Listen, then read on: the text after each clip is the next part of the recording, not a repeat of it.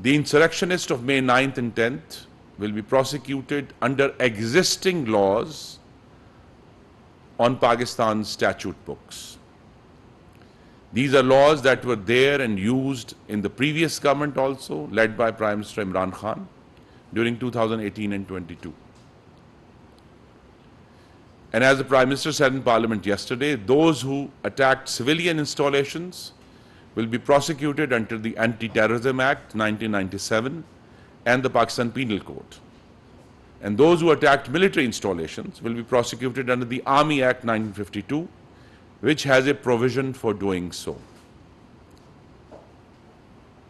I also want to emphasize that the parties that constitute the current federal government obtained more than 2/3 of the votes that were polled in the July 2018 general election. We represent all 4 provinces in the federal government at the moment, and we also represent an overwhelming majority, more than 2/3, of Pakistanis who voted in 2018. We expect that Parliament will provide full funding for the general election and its security in its upcoming federal budget due in June. And Parliament will complete its term in mid-August 2023, and elections will be held on schedule this autumn.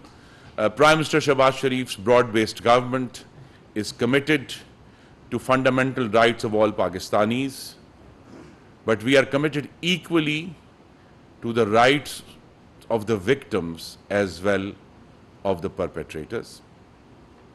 And Pakistan's courts are fully functional. Fundamental rights are extant.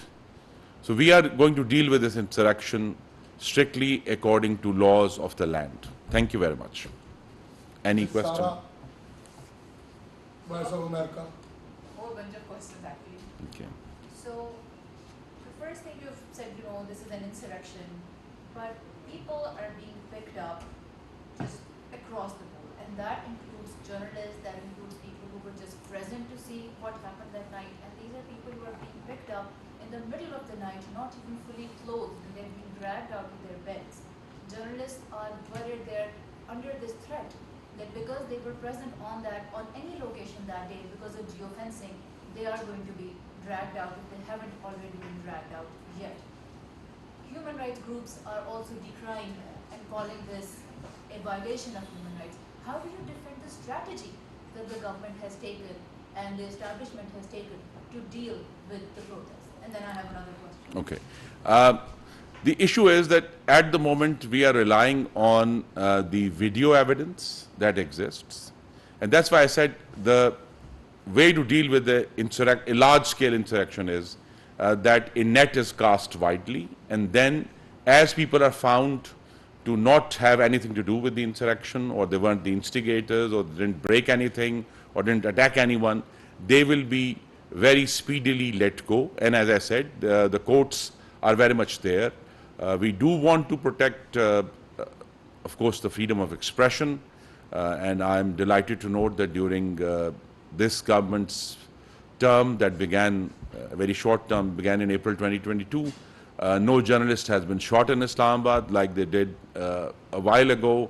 No one has been picked up. No one has been beaten in their houses.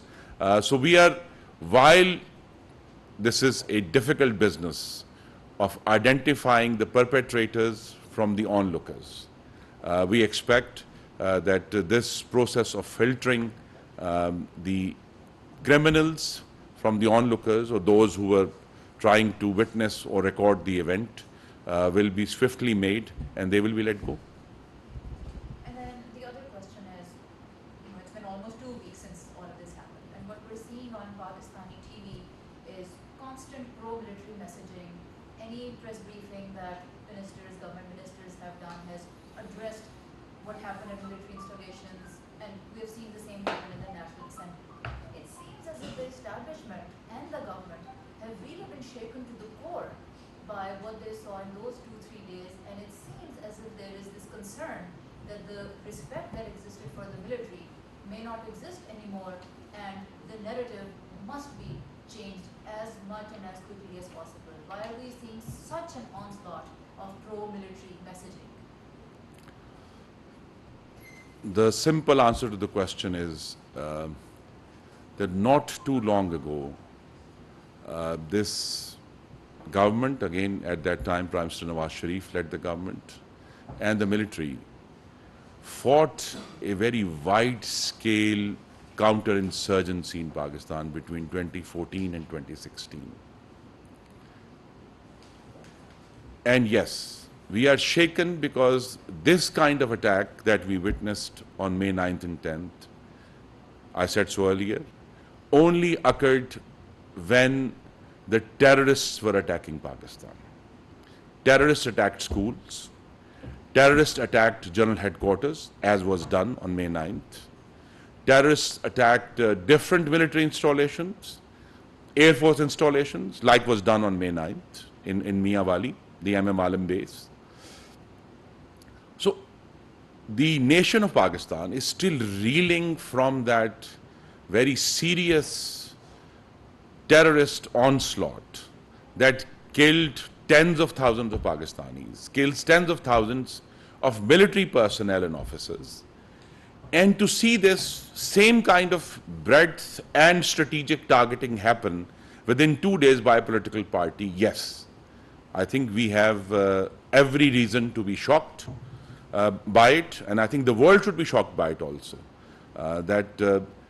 It's not a coincidence that the same party that attacked Pakistan television in 2014 then attacks Radio Pakistan Peshawar in 2023. So there is a clear lineage here, and as I said, we perhaps could be accused of appeasement of Mr. Khan and his party back in 2014, which has led us to this eruption of fascist violence 2 weeks ago. Thank you. We're done. Thank you. वफाकी वज़ीर तवानाई खुर्रम दस्तगीर की सियासी सूरत हाल पर गैर मुल्की media से गुफ्तगू आप मुलाहिज़ा कर रहे थे। उन्होंने कहा कि पाकिस्तान की तारीख में कभी किसी सियासी जमात ने तालीमी इदारों और अस्करी तनसीबात पर हमला नहीं किया। 2014 में भी PTI ने PTV और दीगर सरकारी इदारों पर हमला किया था, लेकिन उनको सज़ा नहीं मिली।